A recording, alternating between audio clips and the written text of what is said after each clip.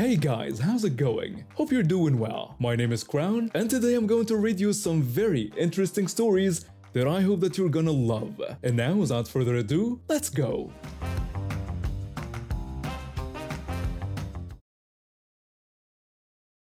Back in the early 70s, my wife and I were young and full of dreams. We'd been married for 2 years and were living in a tiny apartment, saving every penny we could for our future. We had this plan to buy some land, save up for a few more years, then build our first house. I worked at the local factory making decent money, and my wife worked part-time at a doctor's office. Between the two of us, we managed to scrape together $7,500 to buy a corner lot in what people called a second-tier suburb. It wasn't the fanciest area, but it was quiet and had potential. The lot was an acre and a half of bare land with a gravel road on one side and an asphalt county road on the other. Before we bought the property, I made sure to do my homework. I went down to City Hall and talked to the planning and zoning people. I asked them straight up about road improvements and whether we'd be hit with any surprise costs down the line. The planning official assured me not to worry about it, saying those roads wouldn't be improved in our lifetime. He told me we were buying in a quiet area that would stay quiet for years to come. That was exactly what we wanted to hear. We signed the papers and became proud landowners. The plan was simple: save money for 4 or 5 years, then build our dream home. 4 years later, I got a letter in the mail that made my blood run cold. It was an assessment notice for $45,000. I read it 3 times before the number sank in. This was more than 6 times what we'd paid for the entire lot. I called the city immediately. The clerk told me there was no mistake in the assessment. A developer had bought all the land around our property to build a subdivision. With that many new houses going in, they needed proper roads, sewers, water lines, and curbs. Each property owner had to pay based on their road frontage. Since our lot was on the corner, we were being assessed for both sides. I explained that I've been told the roads wouldn't be improved in my lifetime, and that's why I bought there. The clerk just said that things change and hung up the phone. I hung up feeling sick to my stomach.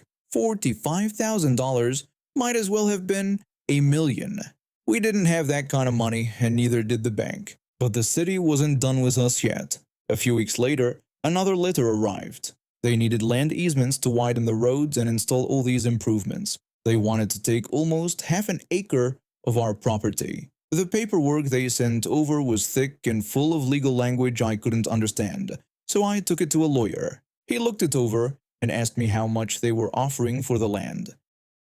When I told him they weren't offering anything, he explained that they couldn't just take my land without compensation. The lawyer made some calls and we went back to the city together. The city attorney told us they didn't usually pay for these easements because the other neighbors didn't ask for payment.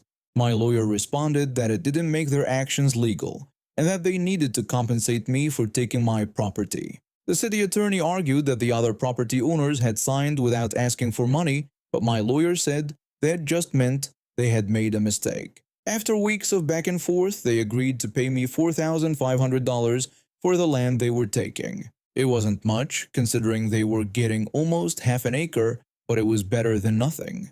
My lawyer had more good news for me. He explained that legally they couldn't assess my property for more than the increased market value after the improvements were made.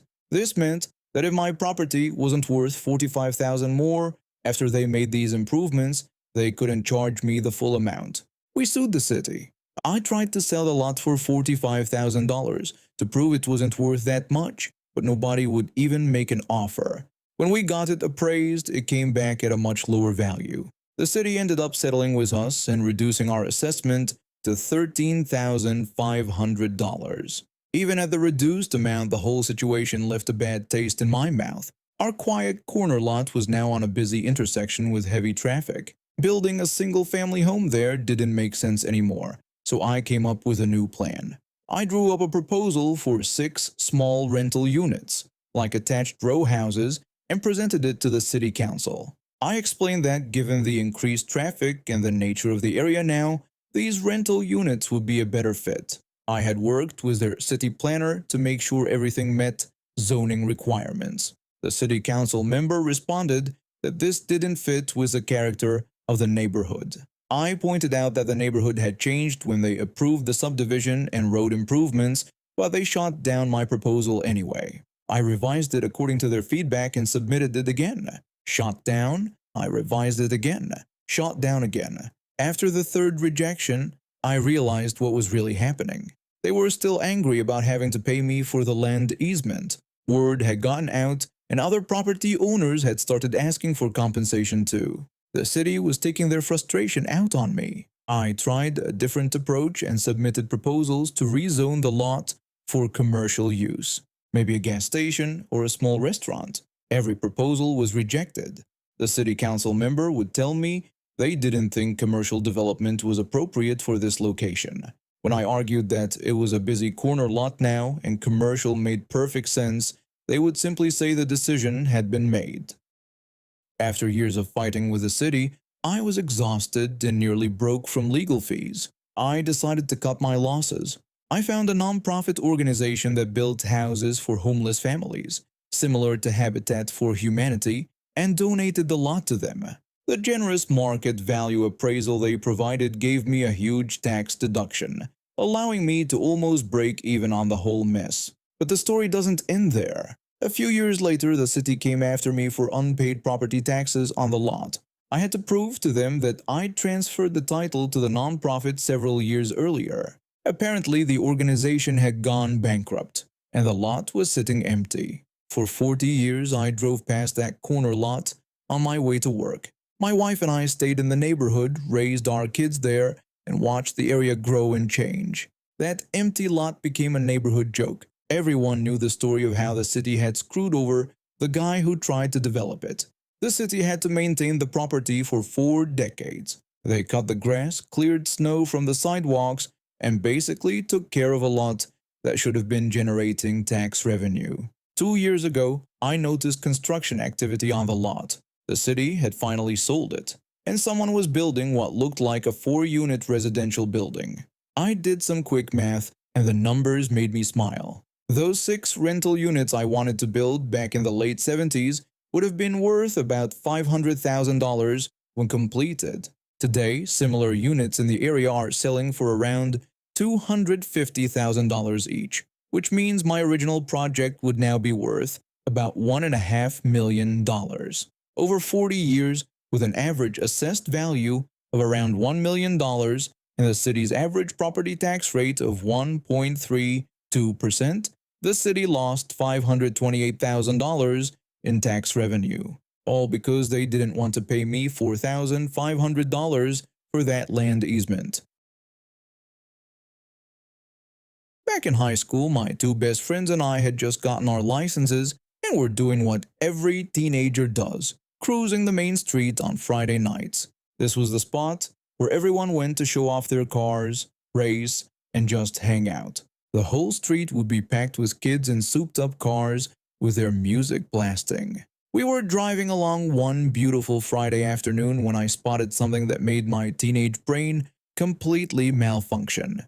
There was this huge group of guys in a parking lot with their motorcycles and cars all lined up like a car show. Hoods were up, neon lights were glowing, speakers were pumping, and half these guys had their shirts off, showing off for everyone. Being a 17-year-old girl with zero impulse control, I shouted from the back seat for my friend who was driving to look at all those guys over there. My friend turned around to see what I was talking about. To this day, we both blame ourselves because I shouldn't have yelled for her to look while she was driving, and she definitely shouldn't have turned around to look. Bam! We rear-ended the car in front of us at about 15 miles per hour. It wasn't a hard hit, but it was definitely our fault. We all got out of the car right away. My friends called their moms while I called the police and went to check on the people in the other car. The passenger jumped out immediately and pointed right at me, telling me to stay away from them and not come near the car. Then he ran off to use the payphone at the fast food restaurant we'd stopped in front of. I walked over to the driver's side to ask if she was okay and if there was anything I could do. The driver was leaning way back in her seat and wouldn't look at me directly. She told me she couldn't feel her arms. My heart dropped into my stomach. I immediately called back to the police dispatcher and told them we needed an ambulance too because the lady said she couldn't feel her arms. I started panicking. Had we just paralyzed someone because we were being stupid teenagers? I kept trying to reassure her, telling her not to worry because the ambulance would be there really soon, and asking if there was anything I could do to make her more comfortable. Then she turned her head toward me and asked a question that confused me. She wanted to know which one of us was driving and who had hit her. Something about the way she asked made me not want to answer. I was worried she might try to go after my friend or something. I told her not to worry about that right now, and that she was going to be fine, but she wasn't having it. She got angry and started yelling, demanding to know who was driving and saying she wanted to know who hit her. I got defensive and yelled back, calling her crazy and saying I wasn't telling her anything. That's when the dispatcher's voice came through my phone telling me very calmly to step away from the vehicle right now. I swear that dispatcher had some kind of sixth sense because the second I backed away from the car, the driver swung her fist right where my head had been. Then she ripped off her seatbelt, so much for not being able to feel her arms, and launched herself out of the car. She came running around the back of her car to get to me, so I ran screaming around the front. It was like something out of a cartoon. She'd run one way around the car, I'd run the other way. Back and forth we went until she committed to one direction and I just booked it to the parking lot. My friend was banging on the door of the fast food place, but an employee was holding the door shut and shaking her head. My other friend was on her phone crying. I could hear sirens getting closer and the dispatcher asking me very calmly what was happening. All you could hear on that recording was me panting the same thing over and over, saying what the heck was every breath. This woman was short and stocky, but she ran like an angry bull. She was so fast, I could feel her getting closer, so I suddenly turned to the side and she went flying past me. But instead of stopping, she kept going straight toward my friend, who was on the phone, and clotheslined her when she ran by. Then she went after my other friend, who saw what was happening and started running toward the drive-thru. I was helping my friend up off the ground when an ambulance, fire truck, and 2 police cars pulled up. The paramedic jumped out first and we all ran toward him, screaming about a crazy lady in the drive-thru. Then my friend came flying around the corner of the building with the driver right behind her. But the second the driver saw all the emergency responders, she stopped dead in her tracks and dropped to the ground like she'd been shot.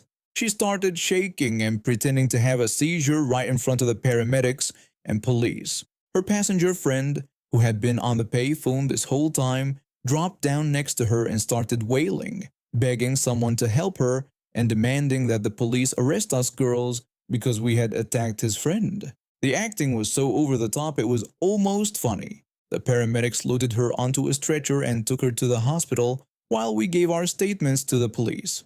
A few weeks later, we all got served with papers. This woman was suing all 3 of us and the insurance company for pain, suffering, medical bills, and loss of income.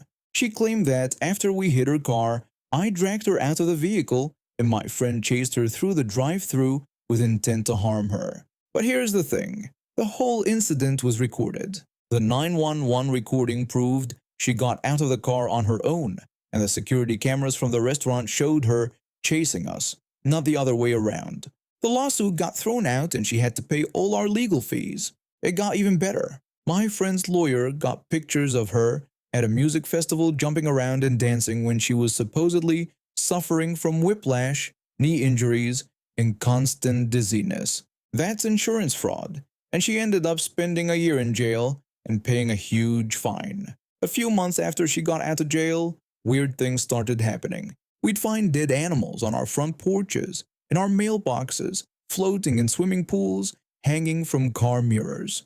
The phone calls started too. Hang-ups, screaming, fax sounds. My friend swore she saw the same car following her between school and the coffee shop. My other friend noticed a similar car in her neighborhood multiple times. We all knew it was her, but the police couldn't do anything without proof.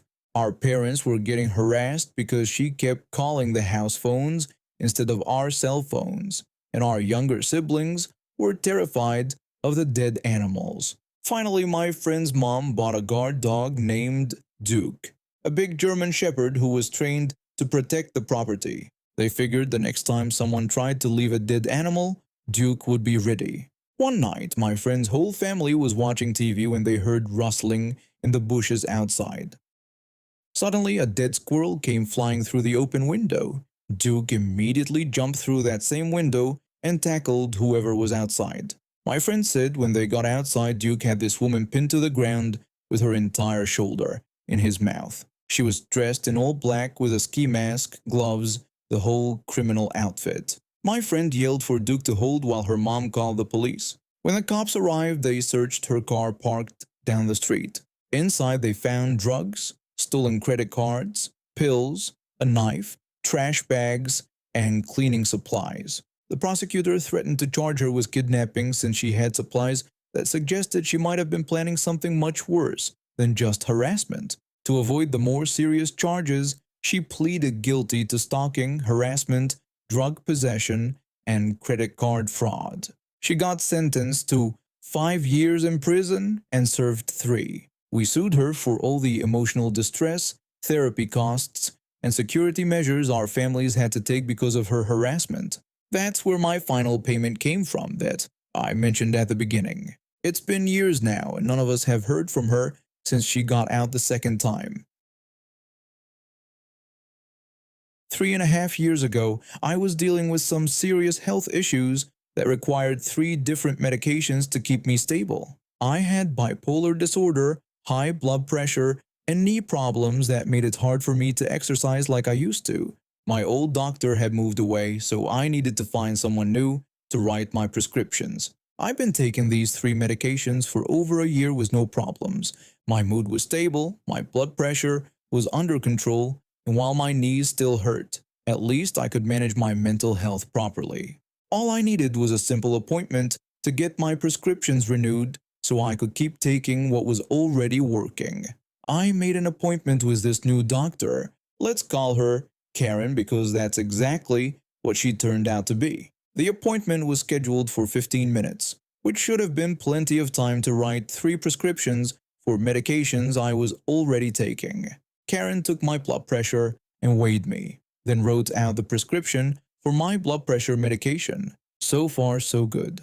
But when I asked for the other 2 prescriptions, things went sideways fast. Karen started lecturing me about needing to focus on losing weight. She claimed that was what was causing all my problems. I tried to explain that I understood I could lose some weight, but I was there for my prescriptions. I told her I'd been taking these medications for over a year and they were working well for me. She kept insisting that weight loss would solve everything.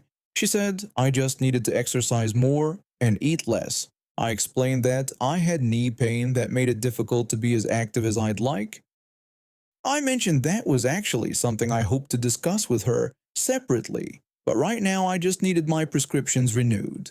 But she kept going on and on about weight loss. She spent the entire 15 minutes talking about diet and exercise instead of addressing why I was actually there. I kept trying to redirect the conversation back to my medications. I told her that the bipolar disorder had nothing to do with my weight. I explained that I needed my mood stabilizer and antidepressant. I asked if she couldn't write these prescriptions. Could she at least refer me to someone who could? Karen insisted that if I lost weight, it would help my mood.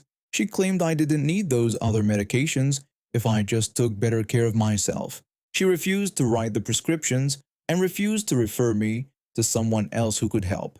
This woman was basically telling me that my diagnosed mental health condition would magically disappear if I lost 20 pounds. I walked out of that office feeling frustrated and angry. I wasted 3 hours of my day, travel time, waiting room time, appointment time, and pharmacy time, just to get 1 out of 3 prescriptions I needed. I ended up having to go to a walk-in clinic at the county hospital the next day to get my other 2 medications.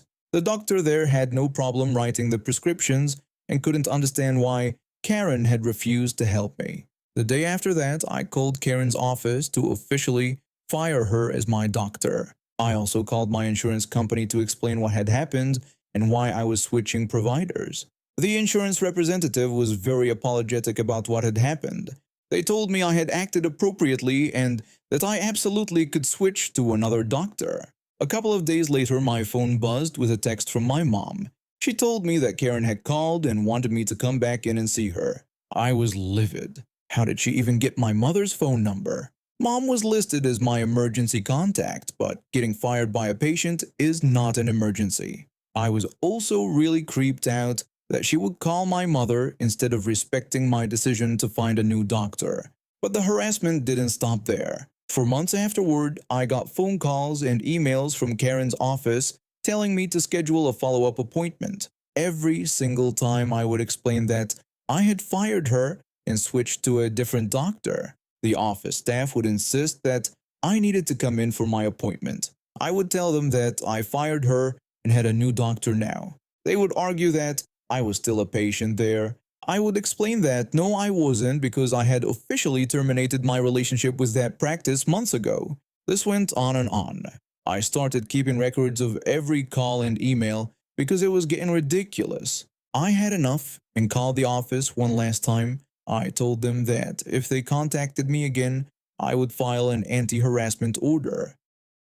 I explained that I had documented every single call and email they'd sent me after I clearly said I was no longer a patient. I demanded they stop contacting me immediately. That got them to back off. Meanwhile, I found a new doctor who was absolutely amazing. Let's call him Dr. Awesome because he actually deserved the title. During my very first appointment with him, he listened to all my concerns, renewed all 3 of my prescriptions without question, and actually addressed my knee problems.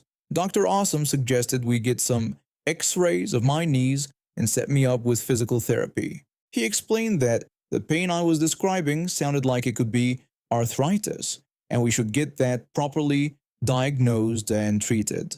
Within a week, I had X-rays done and was starting physical therapy. It turned out I had severe osteoarthritis in both knees, which completely explained why exercise had become so difficult for me. Dr. Awesome worked with me to develop a treatment plan that included appropriate pain management and low-impact exercises I could actually do. About 6 months later, I ran into Karen at the grocery store. She recognized me and had the audacity to approach me. She told me that I really should have come back to see her because she was only trying to help me. I explained to her that my new doctor had diagnosed me with severe arthritis in both knees. I told her that was why I couldn't exercise like she kept insisting I should. I pointed out that maybe if she had listened to me instead of lecturing me about weight loss, she would have figured that out. Her face went completely red and she walked away without saying another word. It was the most satisfying grocery shopping trip of my life. And now we have reached the end of today's stories. Thank you for watching, and see you next time.